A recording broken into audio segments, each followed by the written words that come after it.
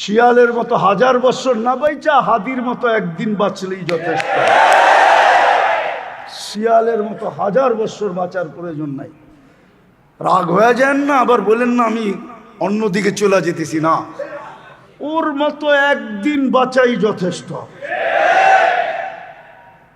ও দুনিয়াকে দেখায় দিয়ে গেছে, মরার পরে দুনিয়া দেখছে ও কি, মরার আগে কেউ দেখে বোঝে নাই। বাইচা থাকলেও মনে হয় মানুষ এতটুকু বুঝতো না, মরার পরে যতটুকু বুঝছে, ঠিক না? মরার পরে যা পাইছে জানাজা দিয়া, এটাই আহমদ ইবনে হাম্বল রহমতুল্লাহ আলাইহি বলছে, দুনিয়ার কিছু মানুষ তার পরিচয় দেয় জানাজা দিয়া। কি দিয়া? কি দিয়া? কি দিয়া? আবার জানাজাও দুই প্রকার, কোয়ালিটি আছে। কোন জানাজায় কোন কোয়ালিটির মানুষ আসলো? বহু জানাজায় কোয়ালিটির মানুষ আসে, জানাজায় যে উজু করে আসতে হয় এটা পর্যন্ত জানে না। জানাজার দোয়া তো জানেই না, জানাজায় যে উজু করে আসতে হয় এটাও জানে না। ও উজু ছাড়াই চলে আসছে জানাজা পড়তে। কইখানে তো সেজদাও নাই, রুকুও নাই, আবার উজুর দরকার হবে কেন? কিন্তু এটা যে নামাজ এটাও জানে না। তো জানাজার ভিতরে সমাগমের কোয়ালিটিও দুটা আছে। যাক, এটা আমার আলোচ্য বিষয় ছিল না। যেটা আমি বুঝাইতেছিলাম, দিন আমার জন্য কেন, দিন আমাকে শিখতে হবে কেন? আপনার বিবেককে প্রশ্ন করেন। আমি শেষ জায়গায় চলে আসছি যে 24 ঘন্টা ভোগ করবেন আল্লাহটা, আর দেহটা চালাবেন না, মেশিনটা আল্লাহর। এটা সবকিছু ভোগ করবে আল্লাহর। দেহটা কার? এটা সবকিছু ভোগ করে কার? কার ভোগ করে? কিন্তু এটাকে আল্লাহর কথা মতো চালাবেন না। এটা কোন যুক্তিতে আসে আমাকে বলেন? মেশিনটা বানাইলো কে? এটাকে চালায় কে? নাহলে আমি দেখাইতেছি আঙ্গুল দিয়ে, আপনার চোখে দেখার কোনো উপাদান নেই, আপনার কানে শোনার কোনো উপাদান নেই, আপনার মুখে বলার কোনো উপাদান নেই। এমনকি আপনার আমার জিহ্বা যে 24 ঘন্টা আমাদেরকে স্বাদ চেক করে দেয়, বিজ্ঞান আজ পর্যন্ত এইখানে কোনো উপাদান পায় নাই যেই উপাদান দিয়া জিহ্বা আমাদেরকে চেক করে দেয় স্বাদ, আর আজ পর্যন্ত একটা ভুল রিপোর্ট দেয় নাই। অথচ আমাদের প্যাথোলজি সেন্টারগুলা, ঢাকা শহরের হাসপাতালগুলা, ভুল রিপোর্টের স্তূপ যদি করা হয় তাইলে মনে হয় ঢাকা শহরে ওই কাগজ জাগা দিবে কিনা আমি জানি না, হিমালয় ওর সামনে হার মানবে মনে হয়। কিন্তু আমার জিহ্বা তো আজ পর্যন্ত ভুল রিপোর্ট দিল না। আমি মনে করি যদি দিত তাহলে আমার জিহ্বা সবার আগে ভুল রিপোর্ট দিত, কারণ আমি সারা দিন পান খাই, পারি না তো ঘুমের মধ্যে খাই। কিন্তু আমার জিহ্বা তো আজ পর্যন্ত আমাকে ভুল রিপোর্ট দিল না। যেমন আমার খাওয়ার ভিতরে সবচেয়ে বড় দুশ্মন হলো জাল। একজন পাক করে নিয়ে আইসা বলে বিলকুল জাল ছাড়া, কিন্তু আমি জিহ্বায় লাগাইলি জিহ্বায় বইলা দেয় জাল আছে। ও বলছে কি বিলকুল জাল ছাড়া, কিন্তু আমি যখন জিহ্বায় টাচ করি জিহ্বায় কি বলে? একজনে বলতেছে বিলকুল মিষ্টি ছাড়া, আমি যখন জিহ্বা ঢুকাই টাচ করি তো জিহ্বার সাথে সাথে চিৎকার দিয়ে ওঠে মিষ্টি, যদিও মাত্রায় কম মিষ্টি, ডায়াবেটিস খাওয়া যাবে না। আজ পর্যন্ত তো ভুল রিপোর্ট দিল না। দেহটা কার? দেহ নামি মেশিনটা কার? এটা সারাদিন ভোগ করে কাঠটা, আর এটাকে চালাবেন আপনি আপনার মন মতো যুক্তি বলে। এই জন্যই তো দিন দিছিলেন, এই জন্যই তো দিন দিছিলেন, এই জন্যই তো দিনের শিক্ষা দিছিলেন। 1 তীর 2 শিকার, এই জন্যই কোরআন বলছিলেন ইন্নাল্লাহ আস্তাফা লাকুমুদ্দিন। মানুষ একটু চোখ খোল, পাখি যেরকম খোলা আকাশে সুখী থাকে, সোনার খাঁচায়ও সে সুখী না, সোনার প্লেটে দানা দিলেও সে সুখী না, সোনার সোনার সোনার সোনার পাত্রে পানি দিলেও সে সুখী না। ও মানুষ, তুই দিন ছাড়া এরকম সুখী না। দুনিয়ার কতগুলা সাফারি পার্ক আপনারা দেখছেন, আমাকে বুঝান। উনি হয়তো 2-4টা দেখছে, ফ্রান্সে যায়, আমেরিকায় যায়, কানাডায় যায়। আপনারা কয়টা দেখছেন? হ্যাঁ, আমি দুনিয়ার 103টা দেশের সাফারি পার্ক দেখছি। বলবেন আপনার কোনো কাম নাই, খালি সাফারি পার্ক দেখতে গেছেন? কেলাও বেচছি, মেলাও দেখছি। কেলাও বেচছি, মেলাও। দুনিয়ার যত নামি দামি সাফারি পার্ক হোক, বন্য প্রাণী আমাজনেই সুখী, সুন্দরবনেই সুখী। ও সাফারি পার্কে সুখী না। যদি আপনার বিবেক বন্য প্রাণী যদি বলতে পারে মালিক আমি খোলা আকাশ খোলা জঙ্গলে সুখী, সাফারি পার্কে সুখী না, ঘাম জড়ায়া শিকার ধরার ভিতরেই আমার সুখ, ডেলি দুপুরবেলা রান দিয়া যাওয়া এটা আমার ভিতরে সুখ না। তাহলে আপনি সৃষ্টির সেরা, আপনারও তো সুখের একটা পরিবেশ লাগার কথা। আল্লাহ বলে তোর জন্য দিনের পরিবেশ সুখের, তুই দিনদার হ, তুই সুখী হ। সৃষ্টি কারোর জন্য তো দিন নাই, আমার জন্য দিন কেন? আমাকে দিন মানতে হবে কোন যুক্তিতে? কেন আমি দিন মানব? কেন আমি দিন শিখব? ভালো মতে বোঝেন, কিন্তু কাজে দিবে, নাইলে কসম খোদার আল্লাহর রসুলের কথাই সত্য হবে। তুমি চোখের পানি ঝরাইতে ঝরাইতে ঝরাইতে ঝরাইতে ঝরাইতে গালের ভিতরে এতটুকু গর্ত হবে যে দুনিয়ার সবচেয়ে বড় শিপ চালাইতে চাইলে এই গর্তের ভিতরে চালাইতে পারবে। আপনি বলবেন এতটুক গালের ভিতরে এত বড় শিপ আসবে কি করে? তো আমি যুক্তি দিয়া বুঝাইতেছি, হাদিসের শব্দ দিয়া বুঝাইতেছি। এক এক ব্যক্তির, জাহান্নামী ব্যক্তির দাঁতের এক একটা দাঁত হবে 10 কিলোমিটার চওড়া, উপরের মাড়িটা হবে 160 কিলোমিটার, নিচেরটা হবে 160 কিলোমিটার। যেই মুখে ফিট হবে ওই মুখটা কত বড় হবে, ওই মুখটা যেই চেহারায় ফিট হবে ওই চেহারাটা কত বড় হবে। বসতে জায়গা লাগবে 470 কিলোমিটার। যার বসতে 470 কিলোমিটার জায়গা লাগে, ওর দেহটা কিরকম হবে? ওই পাহাড় আমি 4বার নিজের চোখে দেখছি। আমি ইয়ামান 4বার গেছি, 4বার। ওই পাহাড় আমি নিজের চোখে 4বার দেখছি। যদি চোখের থেকে প্রজেক্টরে আনা যেত, তাহলে রব্বে কাবার কসম আমি আমার চোখের থেকে ওই প্রজেক্টরে আইনা আপনাদেরকে দেখায় দিতাম পাহাড়। আল্লাহর রসুল বলছে জাহান্নামীদের এক একটা রান ওই পাহাড়ের সমান হবে। যেই পাহাড়ের নাম বলে জাবালে বায়দা। গুগলে সার্চ দেন জাবালে বায়দা, চলে আসবে ইয়ামানের। বিদায় কানতে কানতে কানতে কানতে, এটাই সত্য, কবির কথাই সত্য। পাহাড়ের কান্না দেখে তোমরা আমায় ঝর্ণা বলো। পাহাড়ের কান্না থেকেই কিন্তু ঝর্ণার সৃষ্টি হয়, নাইলে ঝর্ণা অন্যভাবে সৃষ্টি হয় না। পাহাড়ের কান্না দিয়েই ঝর্ণার সৃষ্টি হয়। এই জন্যই বাঙালি কবি লেখছেন, পাহাড়ের কান্না দেখে তোমরা আমায় ঝর্ণা বলো। 4500 কিলোমিটার দরিয়ায় নীল, ওটাও পাহাড় থেকে উৎপত্তি। একটা উগান্ডা, একটা ইথিওপিয়া।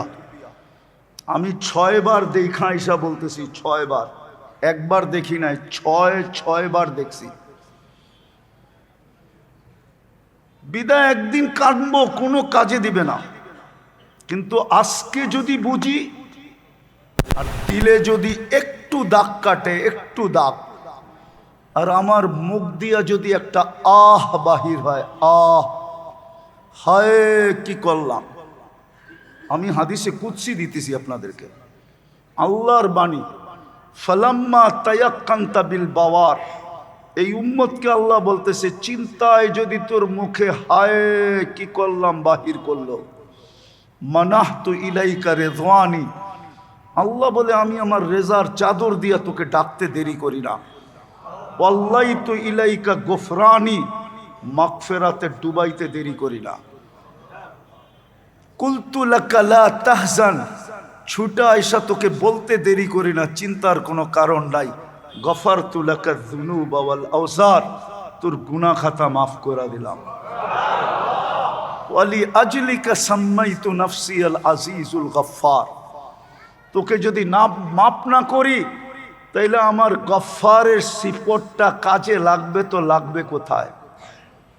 আমি গফফার হয়ে লাভ হলো তো হলো কি? ওই যে গফফার লেখা ওইখানে দেখেন, মুসাব্বিরের পরে গফফার লেখা, তারপরে কহ্হার লেখা। আমি গফফার হয়ে লাভ হলো কি? বিদায় ভালো মতে বুঝেন, আমাকে কেন দিনদার হইতে হবে, আমাকে কেন দিন শিখতে হবে, দিন আমার জন্য নির্ধারিত কেন করা হলো? সৃষ্টি তো আমি একা না, সৃষ্টি তো হাজারো লক্ষ কোটি, কিন্তু কারো জন্য তো দিন নাই। আমার জন্য কেন দিন? আমাকে কেন দিন মানতে হবে? আমাকে কেন দিন শিখতে হবে? মানুষের সাথেই দুইটা শব্দ সংযুক্ত, কোনো প্রাণীর সাথেই দুইটা শব্দ সংযুক্ত না। সুখ শান্তি একমাত্র মানুষের সাথে সংযুক্ত। কোনো শিক্ষিত লোক আমাকে বুঝাইতে পারবে না কোনো প্রাণীর সাথে এই দুটা শব্দের কোনো সংযোগ আছে, যে সুখ শান্তি, আরাম আয়েশ, নিরাপত্তা, এই শব্দগুলো শুধু মানুষের সাথে সংযুক্ত। নাইলে সমস্ত প্রাণীকে তো জানোয়ার বলা হয়। কি বলা হয়? কি? ফেরেশতা ভিন্ন, ফেরেশতা ভিন্ন, ফেরেশতা ভিন্ন জিনিস, ফেরেশতা ভিন্ন জিনিস। বাকি কোনো প্রাণীর সাথে মানুষ ব্যতীত এই শব্দগুলা সংযুক্ত না। এই শব্দগুলা শুধু মানুষের সাথে সংযুক্ত। আরো কতগুলা জিনিস আছে শুধু মানুষের সাথে সংযুক্ত, এটা যদি নাও মানেন তো বাদ দিয়া দিলাম। দুটা শব্দ শুধু মানুষের সাথে সংযুক্ত, একটা হলো চির সফল, একটা হলো চির অসফল। মানুষ চির সফল হবে অথবা চির অসফল হবে। একটাকে বলে কোরআনের ভাষায় খাসিরা খুসরানাম মুবিনা, আরেকটাকে কোরআনের ভাষায় বলে ফাজা ফাউজান আযীমা, চির সফল। আরেকটা হলো চির অসফল। এই দুটা শব্দ শুধু মানুষের সাথে সংযুক্ত, নাইলে জিবরিলেরও পুরস্কার মিলত। একটা হাফেজকে যেই পুরস্কার আল্লাহ দিবে, একটা শুধু শুনাইতেছি আপনাদেরকে, যাদের সন্তান হাফেজ ওদের উচিত হবে আজকে মিষ্টি কিনা নিয়ে বাড়িতে যাওয়া। যদি মিষ্টির পয়সা না থাকে কমসে কম জিলাপি কিনা নিয়ে যাওয়া। তাও যদি না থাকে তাহলে 2-4টা লাড্ডু হইলেও কিনা নিয়ে যাওয়া। হাসেন না, শুনাইতেছি আমি, একটা শুনাইতেছি, 100টা না, একটা। হাফেজকে আল্লাহ বিশেষ একটা শহর দিবে জান্নাতে, একটা বিশেষ লেকের পাড়ে। লেক চিনেন? জানতো না মেয়ে আপনারা, পুরানটা উনি পড়া থাকেন। গুলিস্তানের ওই পারও তো যান না। হাতির ঝিল দেখতে গেছেন? মনে হয় জানটান না, ঠিক না? জান এরকম হাতির ঝিল, এটাই লেক। এরকম জান্নাতের লেকের পাড়ে একটা শহর বানায় দিবে। ওই লেকটার নাম হইল রাইয়ান। শহর বানাবে মিম মাদিনাতিম মিম মারজান, মারজান পাথর দিয়া বানাবে। লাহু সাবঈনা আলফা বাবান, ওই শহরে ঢুকার আগে ৭০,০০০ গেট অতিক্রম করতে হবে। আলা কুল্লি বাবিন সাবঈনা আলফা মালাইকাতান, প্রত্যেক গেটে ৭০,০০০ ফেরেশতা প্রটোকল দেওয়ার জন্য উপস্থিত থাকবে। ৭০,০০০ গেট যখন অতিক্রম করবে, শেষ হবে, তো ৪৯০ কোটি ফেরেশতার সেলুট শেষ হবে। শুধু সেলুট দিবে না, প্রত্যেক ফেরেশতা আবার উপটোকন দিবে, আবার মুখে স্লোগান দিবে, হাদা কিরামাতান লিল কুরআন, কোরআনকে সিনায় ধারণ করার জন্য তোমাকে এই উপটোকন দেওয়া হলো। হায় হায় হায়। কিন্তু জিবরিল আলাইহিস সালামকে দিবেন না, উনি কিন্তু হাফেজ। জিবরিল আলাইহিস সালামও কি কি জিজ্ঞেস করেন হাফেজ কিনা? হাফেজ না হইলে উনি আল্লাহর রসুলের সাথে দাওয়ার করতেন কি করে? দাওয়ার আপনি বুঝবেন না, হুজুররা বোঝে দাওয়ার। জিবরিল আলাইহিস সালাম কোরআন শুনাইতেন, আল্লাহর রসুল শুনতেন।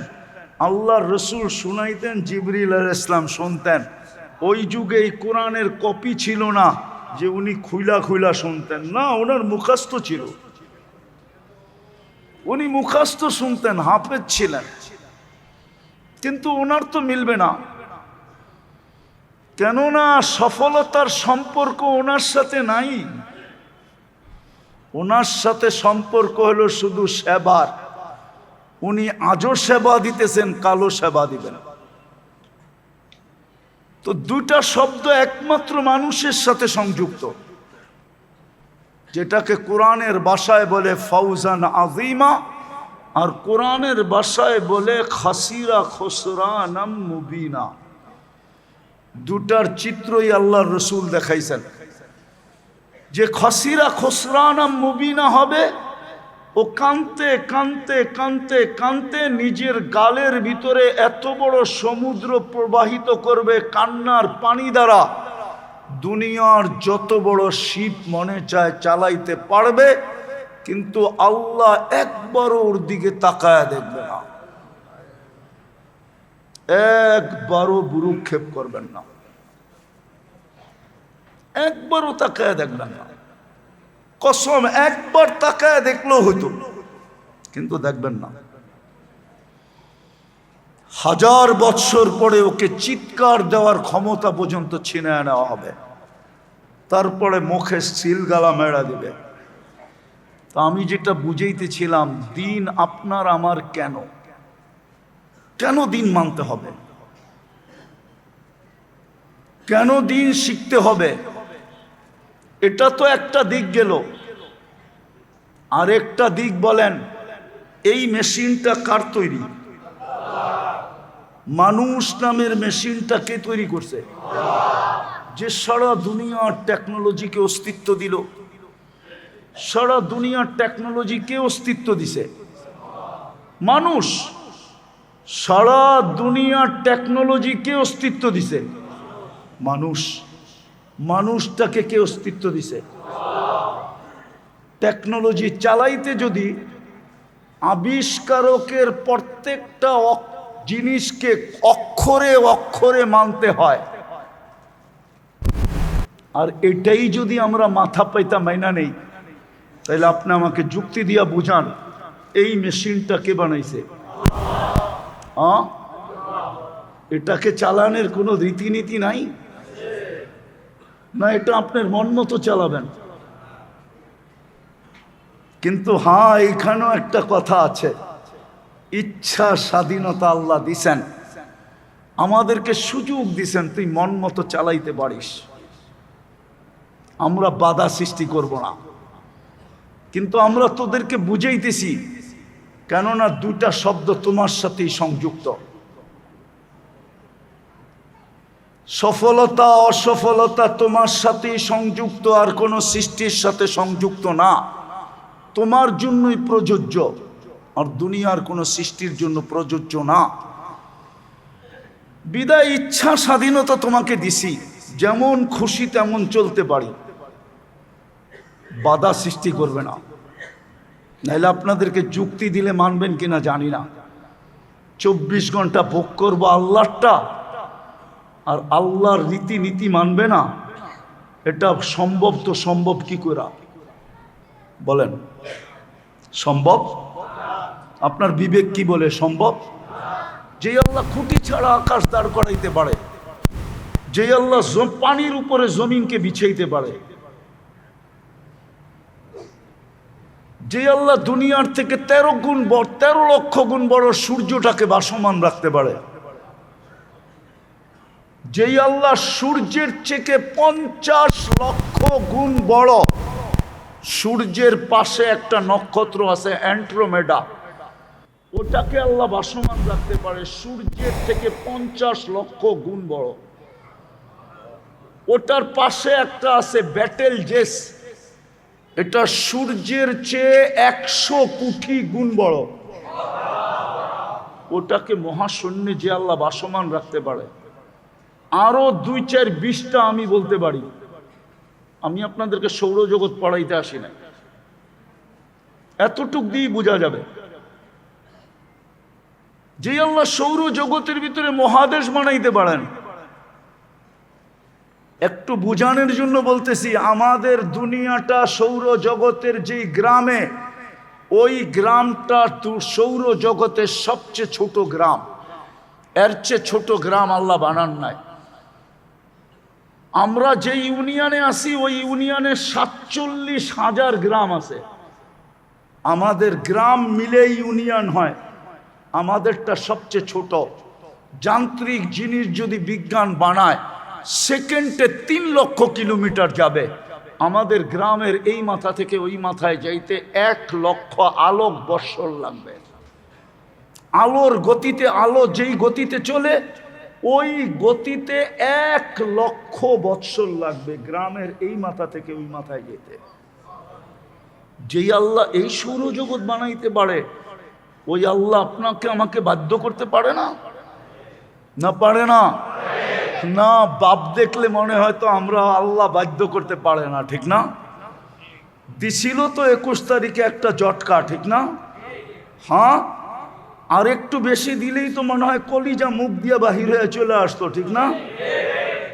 না বাহির হয়ে আসতো না? কি বোঝেন নাই মনে হয়? শুক্রবার দিন 11:15 দিছিল না একটা 21 তারিখে?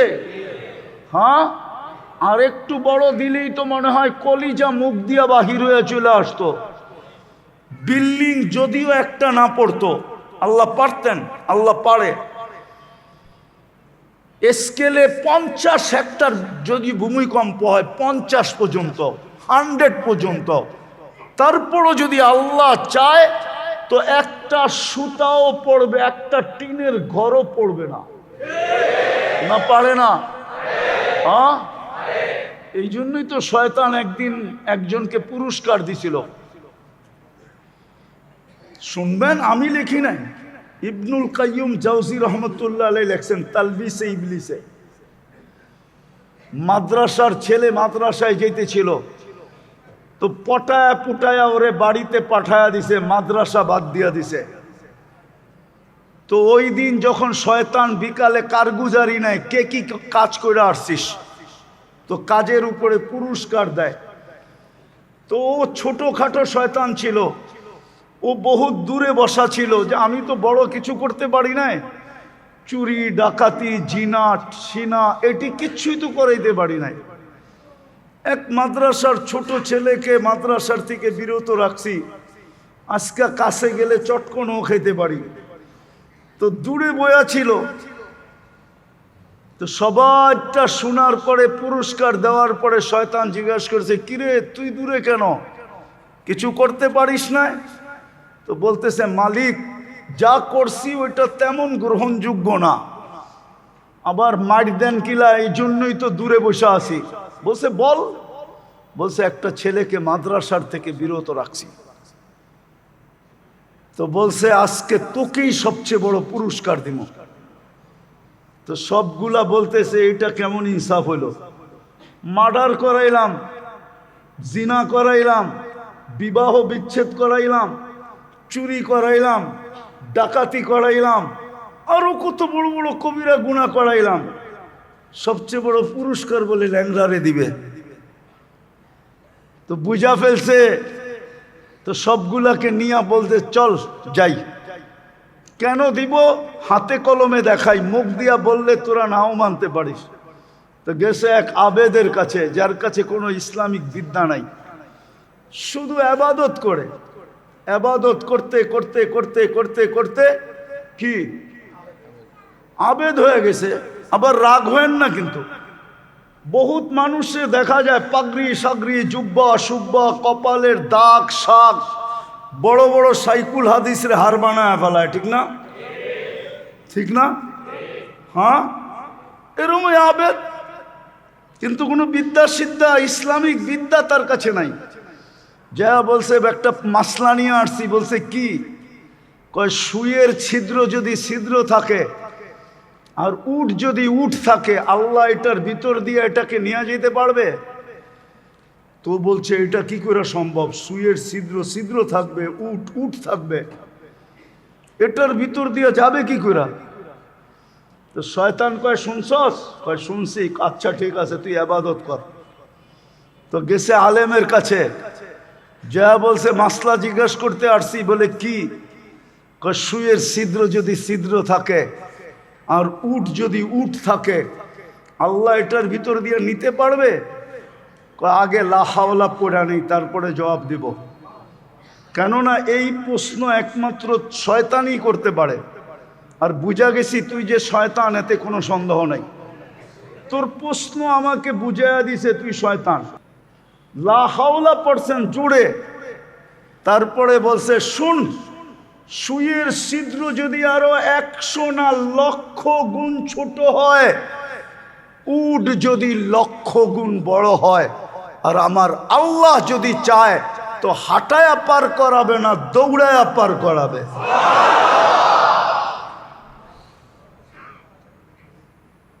দ্বীনি শিক্ষা এই জন্য দরকার ছিল। 24 ঘন্টা ভোগ করবেন আল্লাহর, আর আপনি প্রশ্ন করবেন দ্বীনি শিক্ষা কেন? আবার আপনি চাবেন আপনি সুখে থাকেন, শান্তিতে থাকেন, নিরাপদ থাকেন, ইজ্জতের সাথে থাকেন, ক্লান্তিহীন থাকেন। নাইলে কোরআনে তো সব বলাই ছিল। কোরআনে কোথায় বলা ছিল না?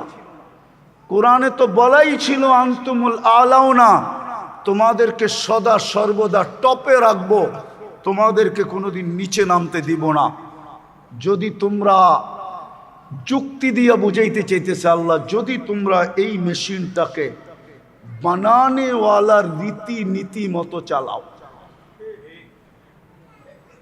অনেক যুক্তি আছে আমার কাছে, আমি যুক্তি দিলে দিতে পারি। আপনার বিবেক একমত হবে আমার যুক্তির সাথে, যদি বিবেক থাকে।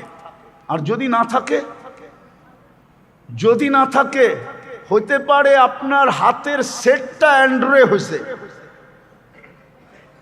আইফোন প্রো ম্যাক্স আপনার হাতে হইতে পারে, আমি মানি, কিন্তু আপনার মাথাটা এখনো অ্যানালগ রয়ে গেছে, যার কারণে আপনি বুঝতে পারেন না, আমার যুক্তি বুঝবেন না। আর যদি আপনার হাতের ফোনটা যেরকম অ্যান্ড্রয়েড হয়েছে, আধুনিক ফোন হয়েছে, আপনার মাথার ব্রেনটাও যদি আধুনিক হয়ে থাকে না, উন্নত হয়ে থাকে, তো আপনি আমার যুক্তি বুঝবেন, আর নাইলে বুঝবেন না। মাঝে মাঝে আমার সমাজের লোকগুলাকে টকশোতে দেখি, ওদের টকশো শুনি আর হাসতে থাকি আর সান্ত্বনা দিতে থাকি যে হাতের মোবাইলটা তো দেখা যায় অ্যান্ড্রয়েড সেট, কিন্তু আর মাথাটা অ্যানালগই রয়ে গেল। ওর মাথাটা বটন সেটেই রয়ে গেল, অ্যানালগই রয়ে গেল। ওই মালদার আমলের ক্রিং ক্রিং বাজার টেলিফোনই রয়ে গেল, ওটা আর অ্যান্ড্রয়েড হইল না। হইলে ওর বুঝে আসতো যে আমাকে তৈরি কে করলো, এই মেশিনটা বানাইলো কে, এটাকে চালানো উচিত কার কথা মতো, যে সৃষ্টি করছে তার কথা মতো। আমি তো ভোগ করি সারাদিন ওনারটাই, আপনি কোনটা আপনার ভোগ করেন বলেন? রাগ হয়ে যান না পুরান ঢাকার মানুষ, আপনারা আমার শ্বশুর বাড়ির মানুষ, তো রাগ হয় না। আমার শ্বশুর বাড়ি তো পুরান ঢাকায়, বুঝছেন না, বেশি দূরে না, শমশাবাদ। রাগ হয় না। যদি অক্সিজেনের বিল নিতেন না, পানির দামে অক্সিজেনের বিল, যদি পুরান ঢাকাওয়ালাদেরকে আল্লাহ বলতেন তোদের বাড়িগুলা সব ঠিক কর, রাস্তাগুলা ঠিক কর, দুই বাড়ির ভিতরে দূরত্ব তৈরি কর, আমি আর কষ্ট করে তোদের বাড়িতে অক্সিজেন ঢুকাইতে পারবো না, তাইলে বোঝা যেত আপনার বাড়ির কাঠা কতটুকু থাকে। রাগ হয়ে গেলেন? হ্যাঁ, রাগ হয়ে গেলেন? সূর্যের আলো ঢোকে না, আল্লাহ যদি বলতো যে রাস্তা কর, আমি আর নিজের প্রযুক্তি দিয়ে তোদের বাড়িতে অক্সিজেন ঢুকাবো না। তোরা তো চতুর্দিক দিয়ে কোনো জায়গায় ছাড়স নাই, পিছনেও বন্ধ, ডাইনেও বন্ধ, বামেও বন্ধ, সামনেও একটু খোলা। আল্লাহ যদি বলে অক্সিজেন এই ভিতরের কামরায় ঢুকাইতে পারবো না, বিল দিয়ে ঢুকাইয়া দিব, নাইলে ঢুকাবো না, তাইলে বোঝা যেত ডেলি অক্সিজেনের বিল দিতে কত লাগে। আচ্ছা, সব বাদ দিলাম, ডেলি অক্সিজেন নেই, এটা যদি পানির দামে বিল দিতে হতো, ডেলি 16,500 টাকা দিতে হতো। ঢাকার মানুষ রাগ হয়েন না, বাড়িওয়ালা হইলে কি হবে, আপনি কতটুকু অ্যাবিলিটি রাখেন ডেলি 16,500 টাকা বিল দেওয়ার ব্যাপারে? মাসে তো 4,95,000 টাকা বিল দিতে হতো। কোন বাড়িওয়ালার এরকম আছে যে মাসে 4,95,000 টাকা ইনকাম হয়, ভাড়া পায়, ব্যবসায় আয় হয়? তারপরও তো পার হেড প্রত্যেক ব্যক্তির জন্য দিতে হতো 30 টাকা লিটার, 30 টাকা। আপনি আর আমি 550 লিটার অক্সিজেন নেই।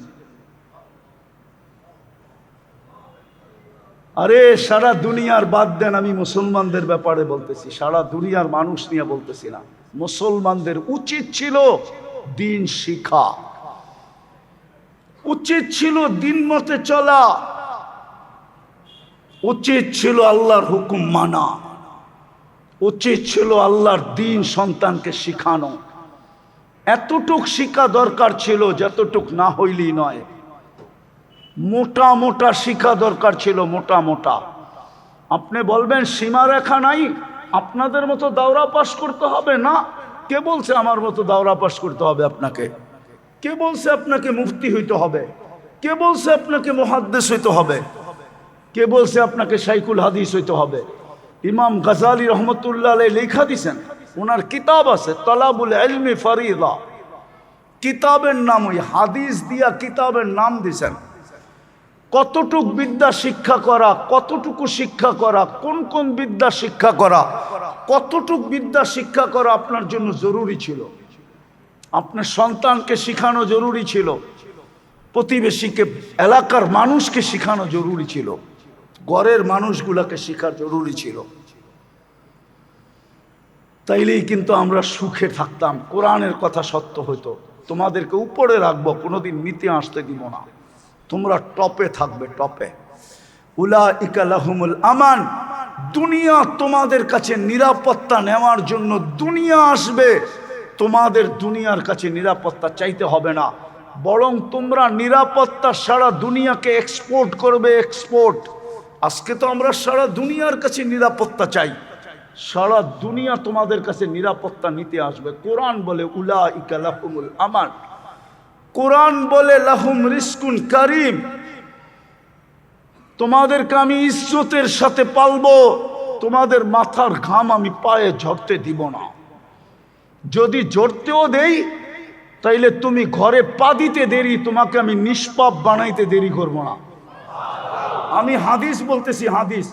শ্রমিক যখন সারাদিন শ্রম দিয়া বাড়িতে ফিরে, রব্বে কাবার কসম, আল্লাহ বলে, আল্লাহর রসুল বলে, ও ঘরে পা দিতে দেরি কায়ৌমিন ওয়ালাদাতুম উম্মু, তার মা যেদিন জন্ম দিছে ওই দিনের মতো নিষ্পাপ হইতে সে দেরি হয় না। আল্লাহ বলে তোমাকে ইজ্জতের সাথে পালবো। ইন্না নানানসুরু, আমাদের ডিফেন্স 24 ঘন্টা উপস্থিত থাকবে। একজন চাইলেও আমরা আমাদের ফেরেশতার ডিফেন্স পাঠায়া দিব। আমরা আমাদের সৈনিক দিয়া, সৈন্য দিয়া তোমাদেরকে সাহায্য করব। একজনের সাহায্য দরকার হবে, আমরা একজনকে করব। 100 জনের দরকার হবে, 100 জনকে করব। 1000-এর দরকার হবে, 1000-কে করব। পুরা জাতির দরকার হবে, পুরা জাতিকে আমরা সাহায্য করব। কোরআন উঠান, আপনি দেখেন, মিলান। 313 জনের কাছে তলোয়ার কয়টা ছিল? হুজুরে জিজ্ঞেস করেন। এইখানে ওলামা আছে, ওনাদেরকে জিজ্ঞেস করেন। 313। ইসলামের প্রথম যুদ্ধ, ঐতিহাসিক যুদ্ধ, ঐতিহাসিক বিজয়। বিজ্ঞান এখনো গবেষণা করে কুল কিনারা পায় নাই। আমার সাথে চলেন, কোথায় গবেষণা হইতেছে আমি আপনাকে নিয়ে যাব। বদর নিয়ে এখনো গবেষণা হইতেছে, যে 313 জনের তলোয়ার মাত্র 3টা, অপর দিকে 1000 তলোয়ার 1100। 313 জন জিতলো কি করে? ঐতিহাসিক জিত। মারা গেল এতজন, বন্দী হইল এতজন, কি করে জিতলো? বিজ্ঞান এখনো গবেষণা করতেছে। আমার বিশ্বাস না হলে আমার সাথে চলেন, কিন্তু ভিসা আপনার লাগাইতে হবে, আমি লাগাইয়া দিব না। চলেন, আপনাকে আমি নিয়ে দেখায় দিব যে এইখানে গবেষণা করতে হইতেছে। এখনো বদর নিয়ে এখনো গবেষণা হইতেছে। বিজ্ঞানের মাথা নষ্ট, কি করে সম্ভব?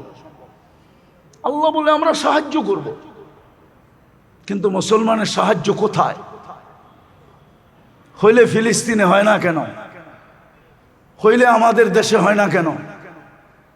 সাহায্যের তো কোনো চিহ্ন দেখি না। দিন দিন মুসলিম দুনিয়ার অবস্থা খারাপ হইতেছে।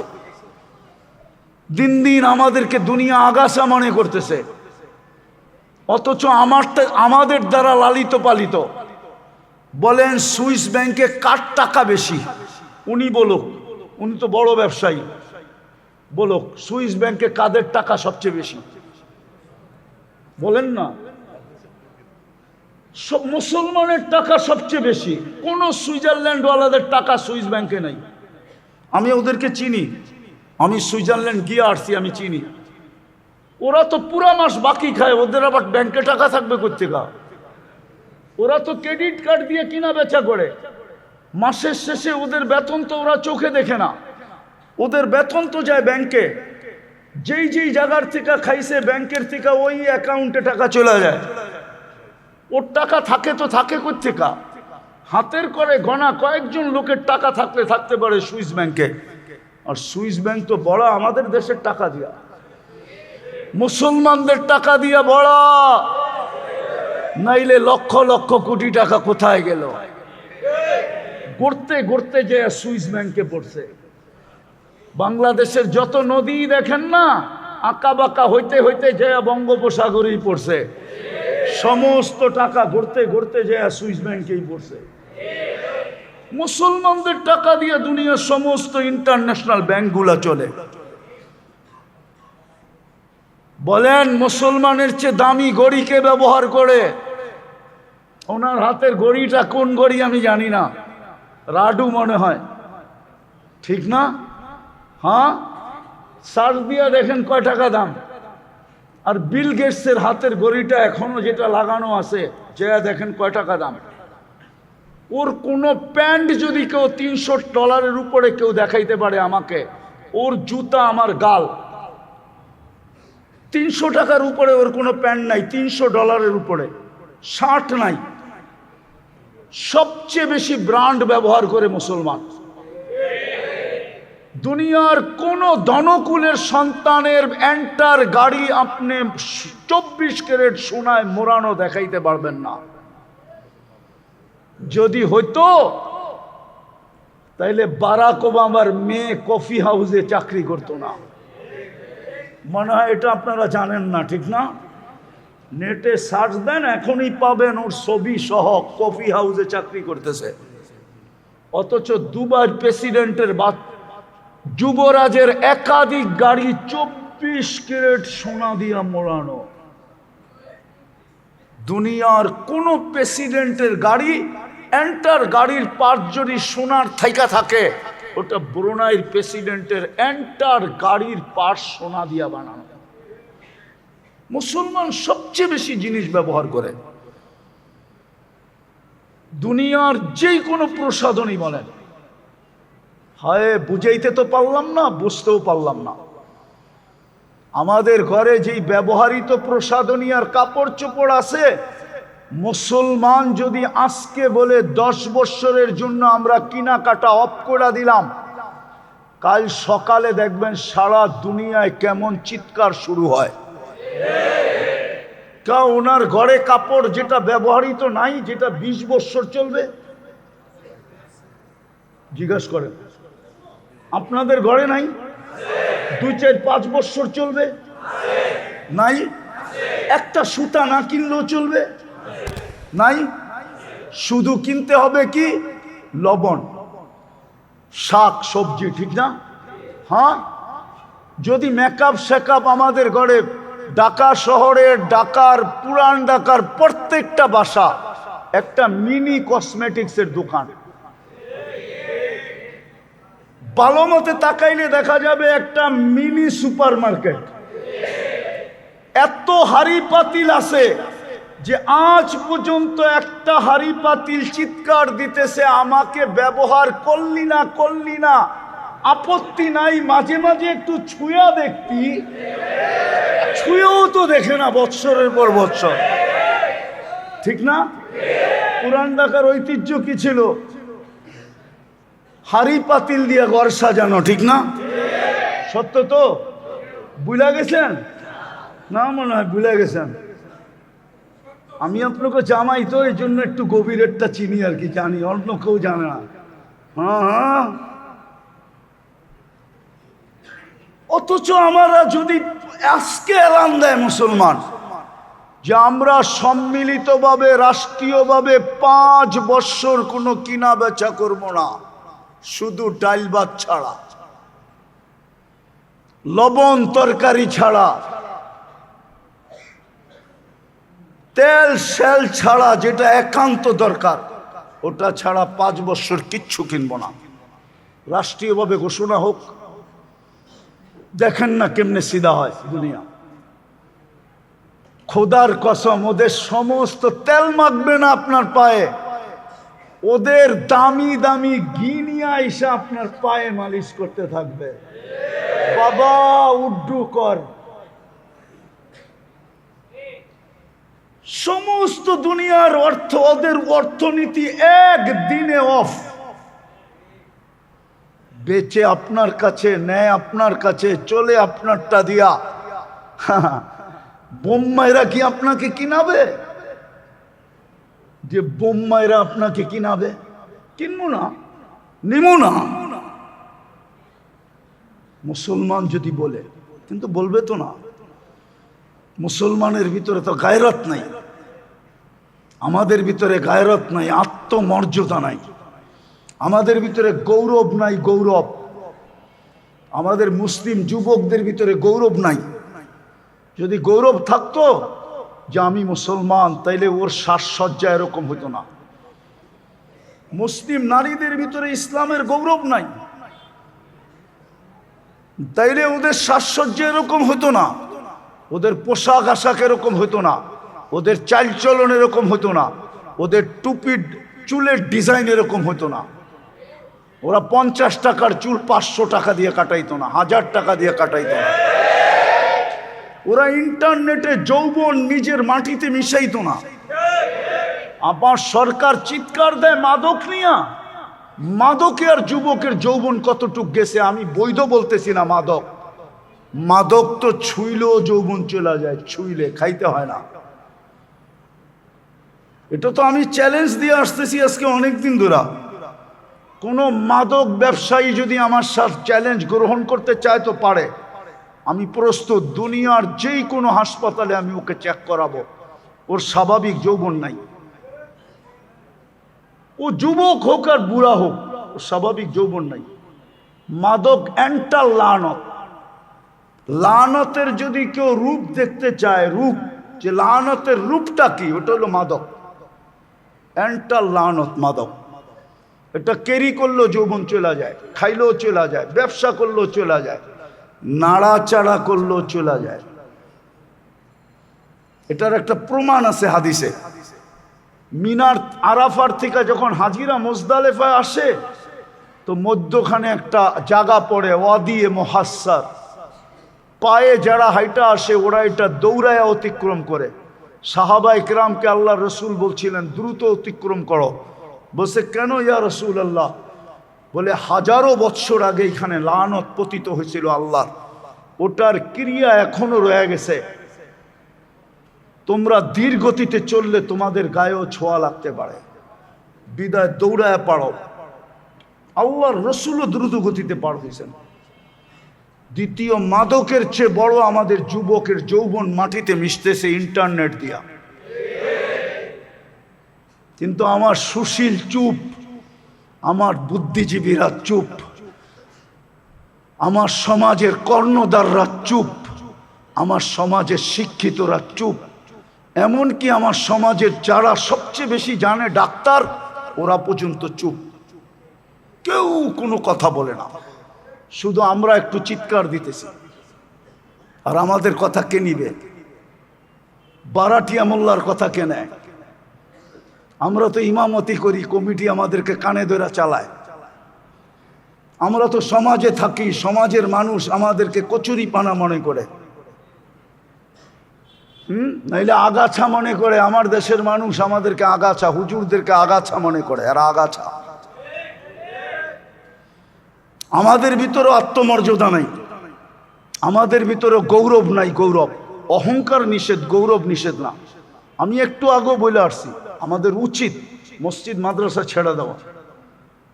সভাপতিরে বইলা দেওয়া আপনি জুমা পড়ান, সেক্রেটারিরে বইলা দেওয়া আপনি ফজর আর এশা পড়ান, ক্যাশিয়ারে বইলা দেওয়ার দরকার আপনি আসর আর মাগরিব পড়ান, জোহর আরেকজনরে দিয়া দেওয়া দরকার, পড়ান।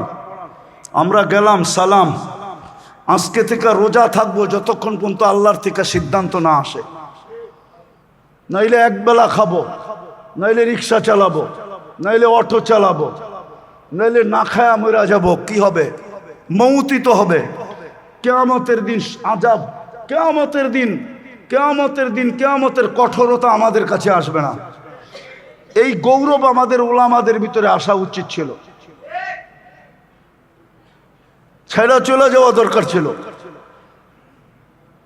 কানে দইরা ঘুরানোর চেয়ে ছেড়া চলে যাওয়া ভালো। হ্যাঁ, কি বলেন?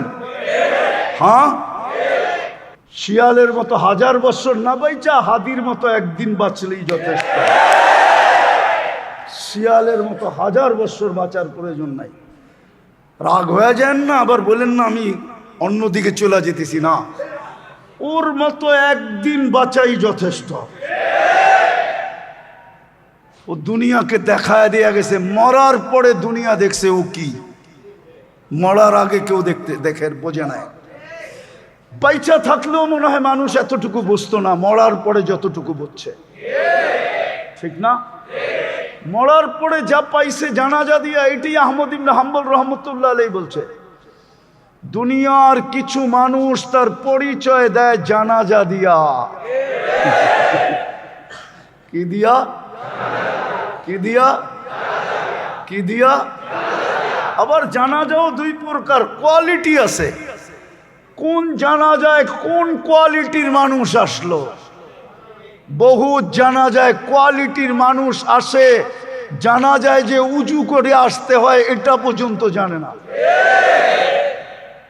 জানাজার দোয়া তো জানেই না, জানেই না। জানা যায় যে উঁচু করে আসতে হয় এটাও জানে না, ও উঁচু ছাড়াই চলে আসছে জানাজা পড়তে। কইখানে তো সেজদাও নাই, রুকুও নাই, আবার উঁচুর দরকার হবে কেন? কিন্তু এটা যে নামাজ এটাও জানে না। তো জানাজার ভিতরে সমাগমের কোয়ালিটিও দুটা আছে। যাক, এটা আমার আলোচ্য বিষয় ছিল না। যেটা আমি বুঝাইতেছিলাম, দিন আমার জন্য কেন, দিন আমাকে শিখতে হবে কেন? আপনার বিবেককে প্রশ্ন করেন। আমি শেষ জায়গায় চলে আসছি যে 24 ঘন্টা ভোগ করবেন আল্লাহটা, আর দেহটা চালাবেন না, মেশিনটা আল্লাহর। এটা সবকিছু ভোগ করবে আল্লাহর। দেহটা কার? এটা সবকিছু ভোগ করে কার? কার ভোগ করে? কিন্তু এটাকে আল্লাহর কথা মতো চালাবেন না, এটা কোন যুক্তিতে আসে আমাকে বলেন? মেশিনটা বানাইলো কে? এটাকে চালায় কে? নাহলে আমি দেখাইতেছি আঙ্গুল দিয়ে, আপনার চোখে দেখার কোনো উপাদান নেই, আপনার কানে শোনার কোনো উপাদান নেই, আপনার মুখে বলার কোনো উপাদান নেই। এমনকি আপনার আমার জিহ্বা যে 24 ঘন্টা আমাদেরকে স্বাদ চেক করে দেয়, বিজ্ঞান আজ পর্যন্ত এখানে কোনো উপাদান পায় নাই যেই উপাদান দিয়া জিহ্বা আমাদেরকে চেক করে দেয় স্বাদ, আর আজ পর্যন্ত একটা ভুল রিপোর্ট দেয় নাই। অথচ আমাদের প্যাথোলজি সেন্টারগুলা, ঢাকা শহরের হাসপাতালগুলা, ভুল রিপোর্টের স্তূপ যদি করা হয় তাইলে মনে হয় ঢাকা শহরে ওই কাগজ জাগা দিবে কিনা আমি জানি না, হিমালয় ওর সামনে হার মানবে মনে হয়। কিন্তু আমার জিহ্বা তো আজ পর্যন্ত ভুল রিপোর্ট দিল না। আমি মনে করি যদি দিত তাহলে আমার জিহ্বা সবার আগে ভুল রিপোর্ট দিত, কারণ আমি সারা দিন পান খাই, পারি না তো ঘুমের মধ্যে খাই, কিন্তু আমার জিহ্বা তো আজ পর্যন্ত আমাকে ভুল রিপোর্ট দিল না। যেমন আমার খাওয়ার ভিতরে সবচেয়ে বড় দুশ্মন হলো জাল। একজন পাক করে নিয়ে আইসা বলে বিলকুল জাল ছাড়া, কিন্তু আমি জিহ্বায় লাগাইলি জিহ্বায় বইলা দেয় জাল আছে। ও বলছে কি বিলকুল জাল ছাড়া, কিন্তু আমি যখন জিহ্বায় টাচ করি জিহ্বায় কি বলে? একজনে বলতেছে বিলকুল মিষ্টি ছাড়া, আমি যখন জিহ্বা ঢুকাই টাচ করি তো জিহ্বার সাথে সাথে চিৎকার দিয়ে ওঠে মিষ্টি, যদিও মাত্রায় কম মিষ্টি, ডায়াবেটিস খাওয়া যাবে না। আজ পর্যন্ত তো ভুল রিপোর্ট দিল না। দেহটা কার? দেহ নামি মেশিনটা কার? এটা সারাদিন ভোগ করে কাঠটা, আর এটাকে চালাবেন আপনি আপনার মন মতো যুক্তি বলে। এই জন্যই তো দিন দিছিলেন, এই জন্যই তো দিন দিছিলেন, এই জন্যই তো দিনের শিক্ষা দিছিলেন। এক তীর দুই শিকার। এই জন্যই কোরআন বলছিলেন ইন্নাল্লাহ আস্তাফা লাকুমুদ্দিন। মানুষ একটু চোখ খোল, পাখি যেরকম খোলা আকাশে সুখী থাকে, সোনার খাঁচায়ও সে সুখী না, সোনার প্লেটে দানা দিলেও সে সুখী না, সোনার সোনার সোনার সোনার পাত্রে পানি দিলেও সে সুখী না। ও মানুষ, তুই দিন ছাড়া এরকম সুখী না। দুনিয়ার কতগুলা সাফারি পার্ক আপনারা দেখছেন, আমাকে বুঝান। উনি হয়তো দুই চারটা দেখছে, ফ্রান্সে যায়, আমেরিকায় যায়, কানাডায় যায়, আপনারা কয়টা দেখছেন? হ্যাঁ, আমি দুনিয়ার 103টা দেশের সাফারি পার্ক দেখছি। বলবেন আপনার কোনো কাম নাই, খালি সাফারি পার্ক দেখতে গেছেন? কেলাও বেচছি, মেলাও দেখছি, কেলাও বেচছি, মেলাও। দুনিয়ার যত নামি দামি সাফারি পার্ক হোক, বন্য প্রাণী আমাজনেই সুখী, সুন্দরবনেই সুখী, ও সাফারি পার্কে সুখী না।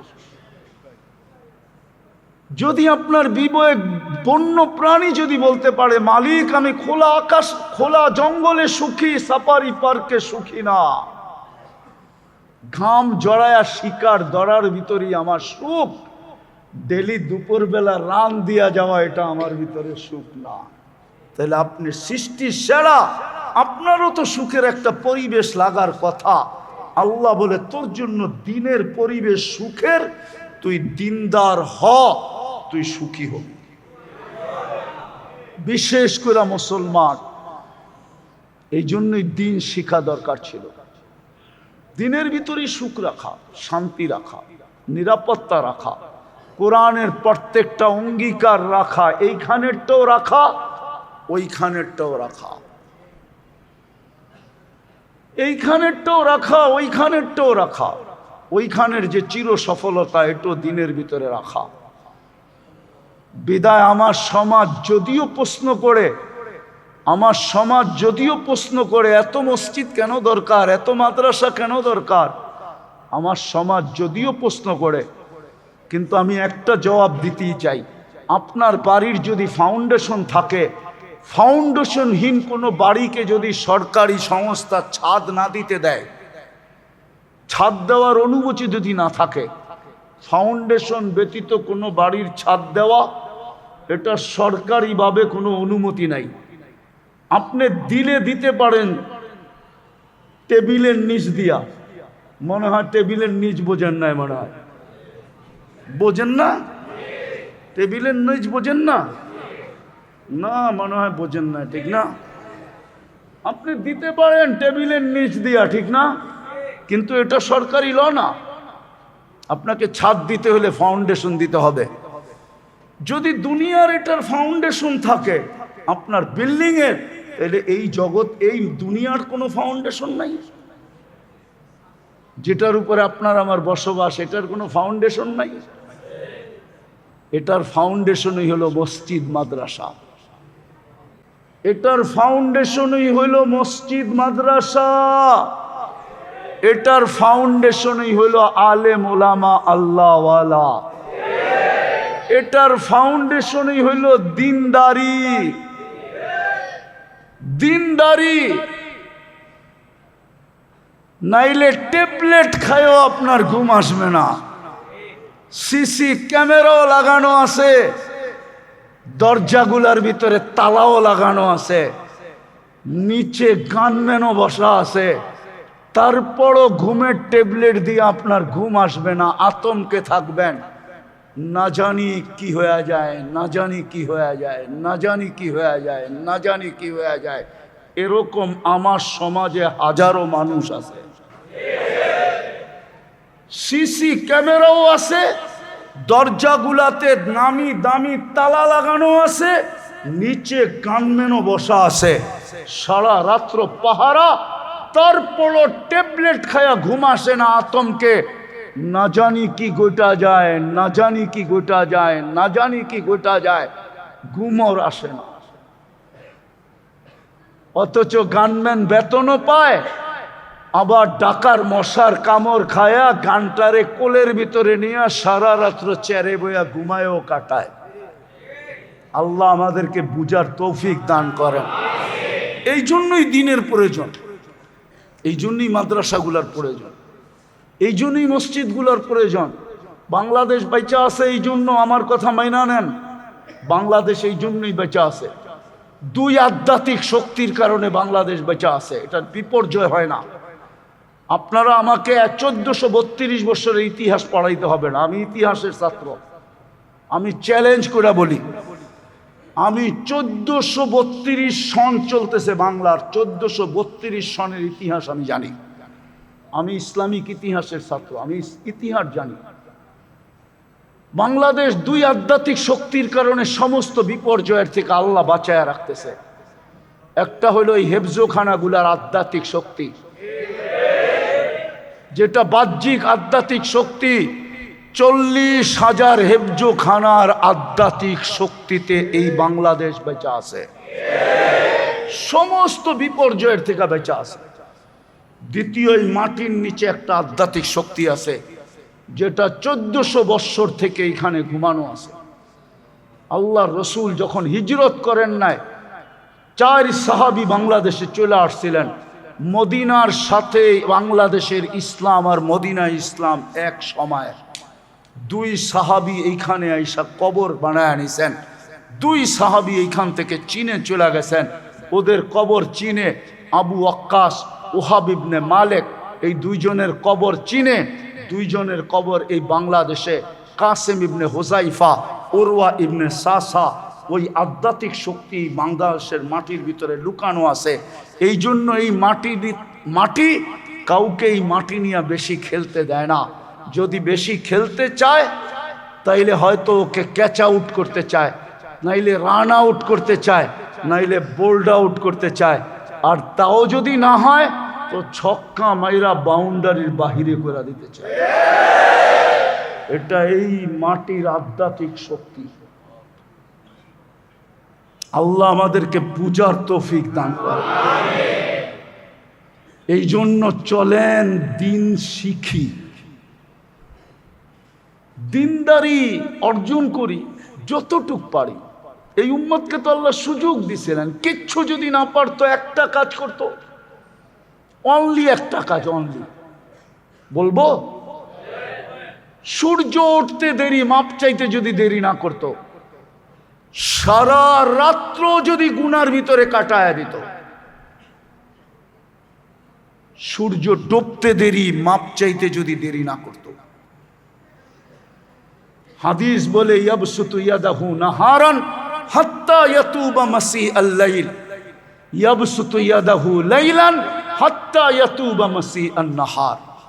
আল্লাহ আমাদেরকে পূজার আমল করার তৌফিক দান করেন।